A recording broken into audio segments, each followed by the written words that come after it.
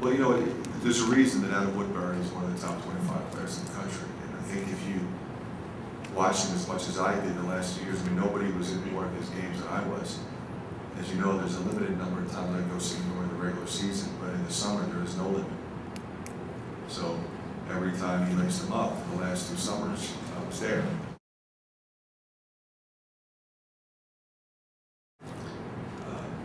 You rarely get 7-footers to consistently run the way he does. He's as good a running big man as I've seen since I got into this business. But more importantly, he's just not a 7-footer who can run. He's a really good basketball player. He can dribble, he can pass. He has feel, he has an understanding, he's been coached.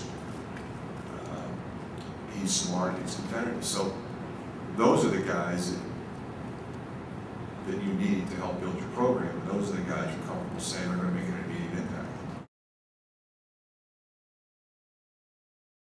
And I think you look at he and Mike Cassell in particular,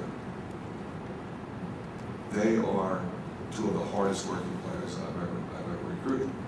They're always in the gym. They're always in the weight room. And they have an incredible desire to be great. Not good. They know they're good. They want to be great. You know, in the summer, a lot of times I think people, because he's such a great shooter, people thought he was sort of an undersized 2, because Marcus had the ball. And a lot of times they would switch, and Mike would take the ball, Marcus would go to the 2, because Marcus is a great shooter. But the reality is, if you watch Mike Cassell, his future is at the point. When he makes the NBA, it'll be as a point guard. Well, the thing I love about Anthony is that he is a lockdown defender. But you think about Anthony can shoot the ball.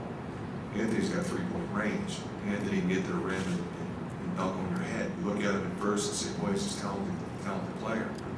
But he's a gamer. We needed it. We needed help in the backcourt. We needed athleticism. And we needed that kind of toughness. We also needed another guy that could make shots. And that's what he does. We could play 3 small ones.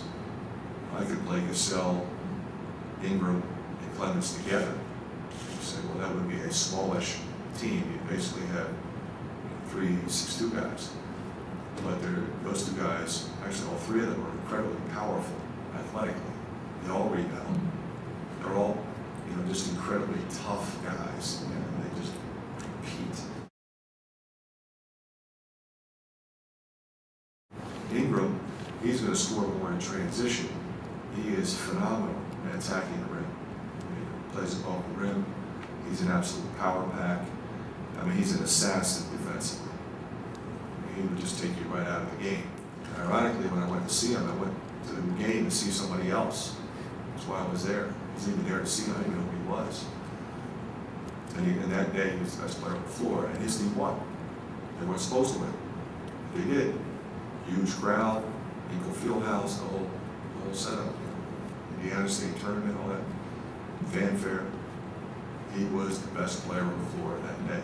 And that's what happens a lot of times with him. That's what I love about him.